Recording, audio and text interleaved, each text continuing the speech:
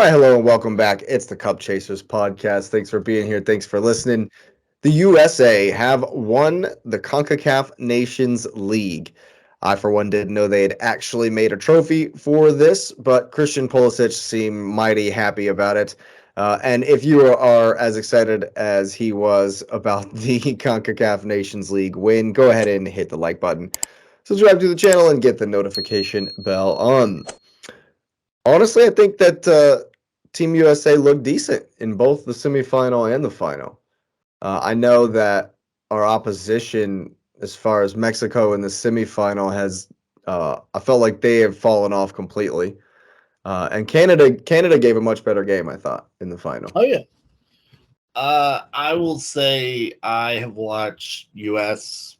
Mexico for 20 some odd years now, and that is the worst Mexico team I've ever seen. I agree. That's the same thing I said to Lauren last night, or yesterday. They like the U.S. ran circles around them. Like it was clear who was the better team. There was no question whatsoever. I think the thing that was that really stood out to me in all of that terribleness is they're still going to Ochoa to be their goalkeeper. Like how Memo has it been in the national team at least 20 years. Yeah. Oh yeah. I mean, had to. I mean, at some point. Normally I would joke and say 20. I mean 20. Yeah. Yeah. I mean, at some point it's time to move on. And it is interesting that they let go their manager today after he had one loss, and I just think that while Nations Leagues is not that big of a deal, I think it is in terms of continuing the momentum of the U.S. national team going towards Copa America next year. We played our A team because we thought everybody else was going to play their 18, which they did. Mexico just doesn't have an 18.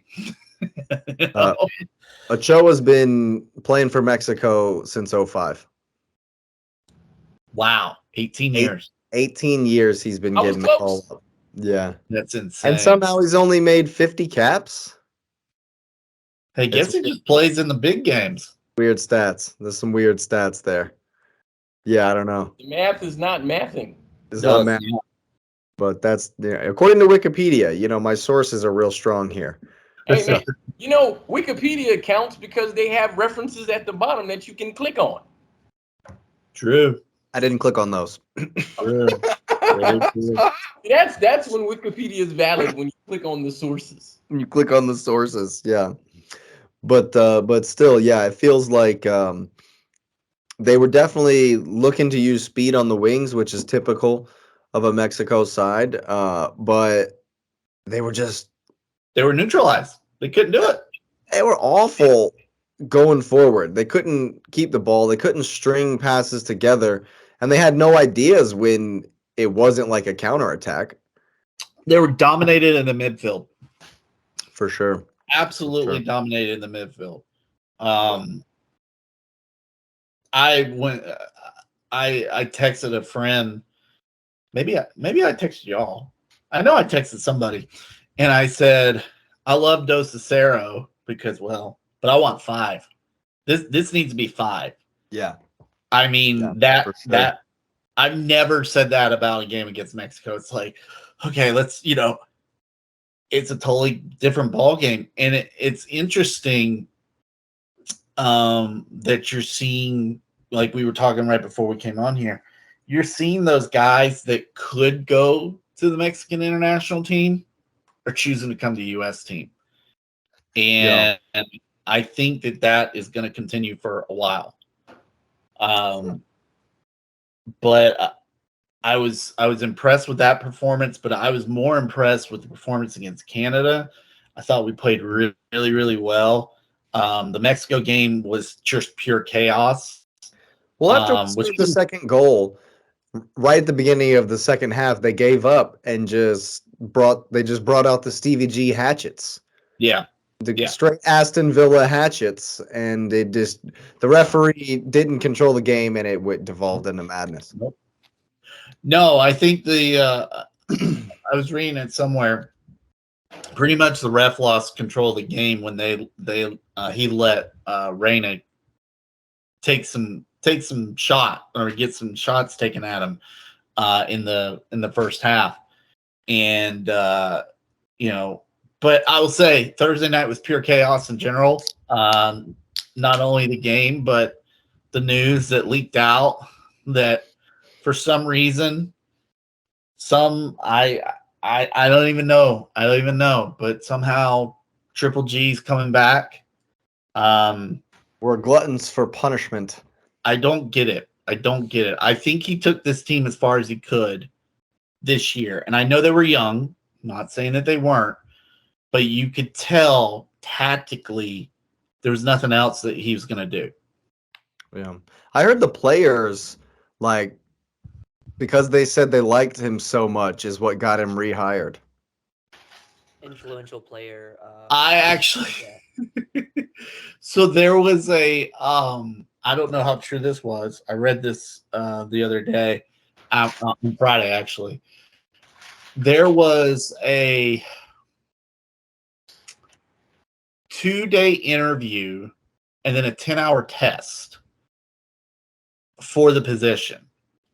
And part of the test was actually based on what Berhalter did prior to leaving. So, of course, he scores high on the test because it was about him. It feels like it was just a sham of a search. What are we doing? I don't know.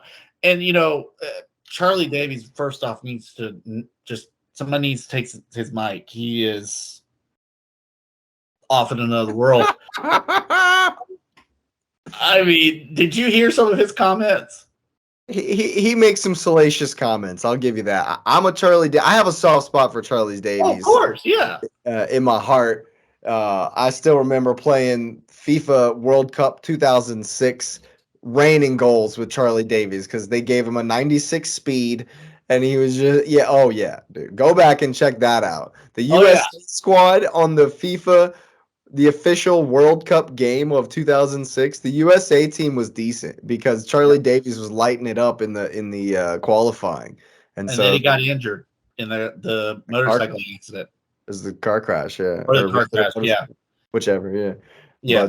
But I agree, he says some crazy stuff from time to time for sure. But they were talking about how much can they pay a manager? They can't pay 8 figures. They can only pay 7, which Berhalter, I think, made $1.3 million last year. Total revenue for U.S. Soccer Federation was $122 million. It's ridiculous. And it's just like, I mean. That's it? But still, we only paid the coach $1 million? We only paid the coach $1 million. That's less than 1%. Yeah. But Charlie Davies' point is that there was no money. There's money. There's money. There's plenty of money. I mean, that's not a lot in terms of we talk about global, football on a scale, but that's a lot of money. That's a lot of money. Yeah. That's a lot of money. 120 mil can go a long way. Yeah. It's not like we're having to buy players or anything like that either. What are y'all spending that other $121 million on? Right. It can't be infrastructure because half of that's taken care of by the states and or private development here in the United States. It's not like Brazil's federation makes Brazil soccer stadiums and street stadiums all across Brazil. America has private companies doing that left and right, making hundreds of thousands of dollars holding clinics and everything. So what are they spending that money on? We can play in any of the gigantic stadiums that hold any football stadium in the 100,000 people. Yeah. How many ridiculously huge stadiums are there? We're not spending money on that. Yeah, just in Texas alone. In Texas alone. Yeah. I think at one point we had when we made our original bid for the World Cup, every stadium that was bid had to seat at least 60,000 or more. And I think every college coliseum does that. I think we sent 80 stadiums for review. Yeah. Yeah. Every Which college, is insane. Clemson, the rubber Clemson's arena. 85,000, Carolina's 89,000, Georgia's 93,000. I mean, you just go down the list and it's just Death 90, Valley 80, holds more 90, than that. Yeah. What the world? Our college Yeah. stadiums hold So more we than that. sent Columbia, South Carolina in as a We World sent Cup. Williams-Brice Stadium in. I don't know. I'd have to go back and look. They don't I hold know, 80. It don't I hold know 80. Clemson was in there because I was like, I don't think the sidelines are wide enough, and they weren't, first off. Yeah. But yeah, I mean, we sent in like That's 85 different stadiums, and it was NFL and college football stadiums. Oh yeah. I think honestly what it come down to was how attractive is that job? It's a bunch of chaos. It's run by clowns apparently. You know, and apparently an angry soccer dad can cause Can the cause so manager much to get fired. disruption. Right. And Well, then did he because he really has- get but then fired? Because he has fire him. just because he has football royalty here in America. Did he Like, did he really get fired though? I don't think he well, had. he did hired. It was all I a mean, part. his contract just ran out, right? And they just waited for everything to calm down, and they're like, "Okay, we're going to bring you back." Yeah, I think that was always the plan. But he's not even going to be on the sideline in the Gold Cup. Yeah, it doesn't make any sense. Why are you going to wait 2 months to even what? Well, He's starting recruitment for 2026, is what they're saying. I understand now because Patrick motivated me to watch the Netflix documentary about FIFA. It's And heartbreaking. all I isn't it? know FIFA is that uncovered. everything we just asked, the FIFA documentary answered. Oh yeah. Money Yeah. and votes. Money and votes, baby. That's all it is. Money and votes. Tons of money. So actually we do know where We all do that, know where all that that money money millions of dollars are going. That money goes straight to the South American islands to get their votes so we can host more stuff. That's exactly where that goes. Works for me. The Copa America vote. Yep, thanks. We'll take that. Yeah, thanks. All We'll take those, yeah, all those countries, yeah, all of that. Yep. it. Yeah. But I did See, real quick. hey, and I just want to put a piece of history in here, not to get too political on the podcast, but that's why you need an electoral college. Bam. Just gonna say it. Well, I'm going to go completely away from that and go back to Mexico for a second. What I found was interesting because I watched the game and Mexico was literally just trying to get in a fight to get people sent off. And they're like, hey, man, well, now I'm not going to say Mexico. I'm going to say the Mexican players on the team that day because I hate to assert that, it's a country or the group of players. It was that's where they were. But I looked I feel back like the and last 4 times we've played them have been that, though. Have Mhm. resulted down to that. But I look at it and I recall when Mexico was like solid internationally, the thing that they really had was they had a bunch of guys well past their primes, but were good seasoned guys that stayed in the team. Like Marquez was in the team for 50,000 years, and Chicharito was in the team, and Vela. super sub. Yeah. Blanco. Claudio Blanco. Yeah. But as soon as those guys left, Mexico soccer fell off a cliff, which is confusing because those guys weren't even like scoring the goals or anything. So Mexico, the national team seems more connected to the fact that they need senior leadership on the field to lead them, which explains Memo continually being in the team. But the issue with that is, and this is where I get it to a degree, because I don't know if you've ever heard this criticism that it's not actually a good idea to have your keeper as your captain because they're not in the game, right? And I unless agree you're Ollie with that. Kahn or someone with a Neuer. personality behind you, Neuer. right? Or And Manuel so- Neuer. Yeah, you're right. And so you think about it and you look at that and you see the performances over just the last few years, even when they were in the World Cup, man, they just looked, you're like, and the thing about it is, here's my thing. They breathe football there, man. How do you breathe football there and you're not producing guys? And they are. So the question is where is their money going as well? Because it's money there too. And you're Cartels. but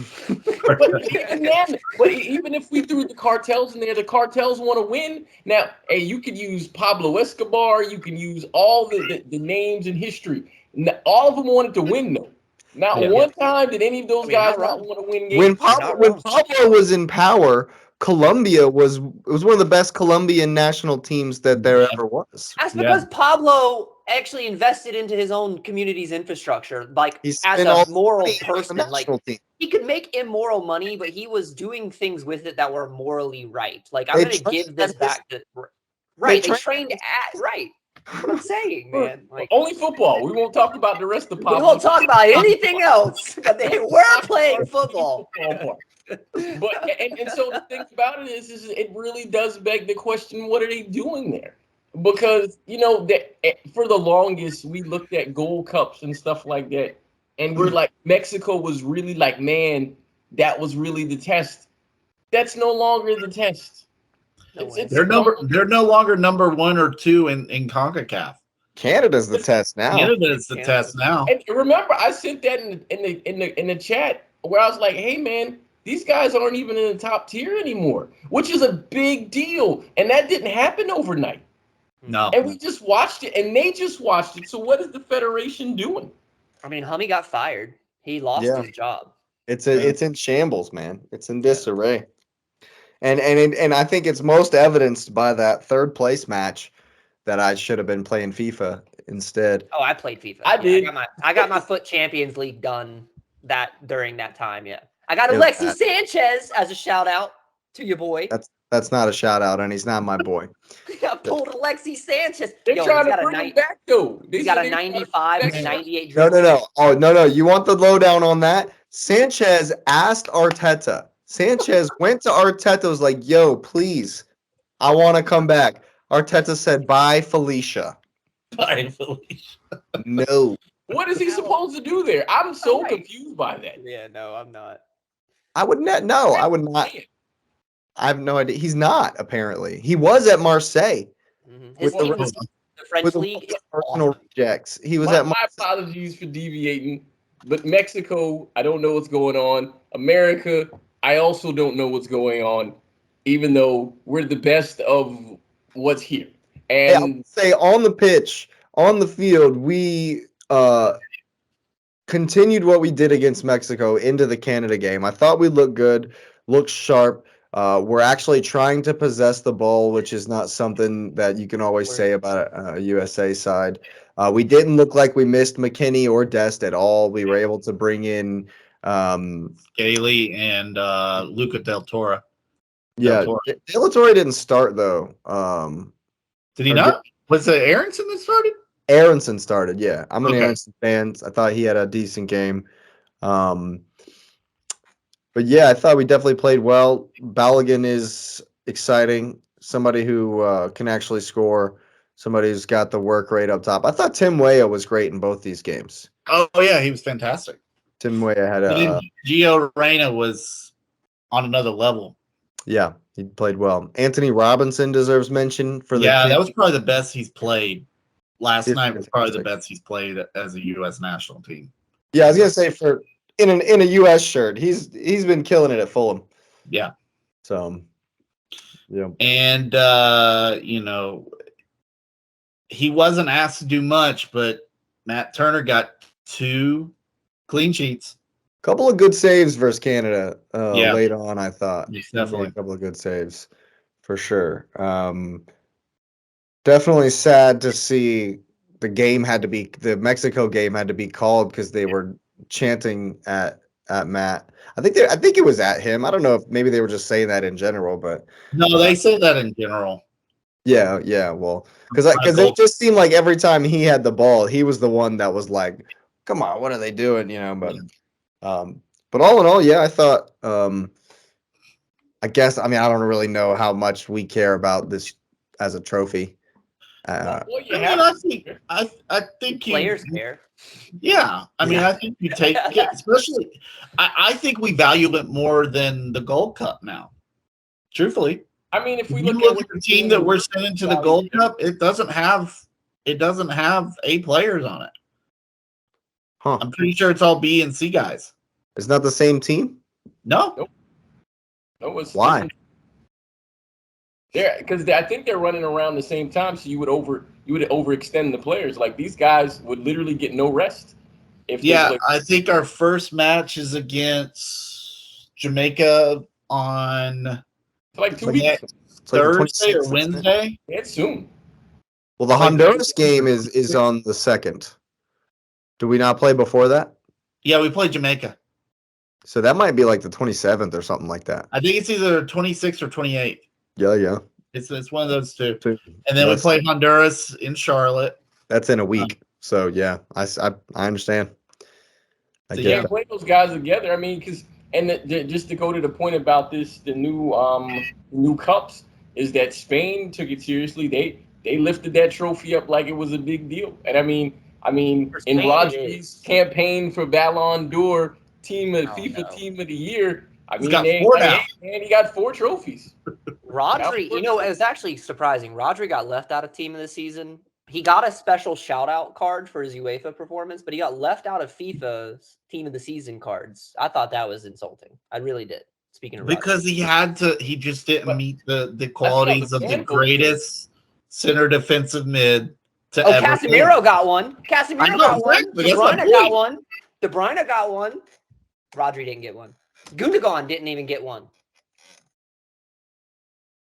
But the point being, they count these trophies now more importantly than they did in the past. Because I mean, what Cristiano I think won the first one. They made it a big deal about winning when he won. France won the second one, and then Spain won this one. And those are always the good lead-ins to the Euros or the Continental Cup. So I think the United States situation was weird because why would you run it at the same time as the Continental Cup? It's literally the same year. That part's kind of weird to me, but it is what it is, man. And I guess they had to get it knocked out of the way before the Women's World Cup. Yeah. Yeah. They'll be soon too. Be in July, I I didn't think. think about that. Yeah. So Yeah, But, July 26th, Planning. I think, is the Women's World Cup, is when that starts. I think after how the World Cup went, and it's not the same talent level by any means, but how the World Cup ended for the U.S., they needed this, and they looked good. Yeah, definitely. I thought Are they you definitely- looking at the text I just sent y'all? Yeah, I am looking at that right now. Yeah, that's fantastic. I didn't know that footballers were allowed to eat that kind of stuff. Well, they're on holiday now. I You guess know, when you're winning trophies. When you're winning trophies, you get to eat chicken. No one. Yeah. No one You can. eat fried chicken. Well, yeah. When you're winning trophies like Jack Grealish, you get to drink everything under the Yeah. sun. So Yeah. you can do whatever you want when you're winning England trophies. can't waste it.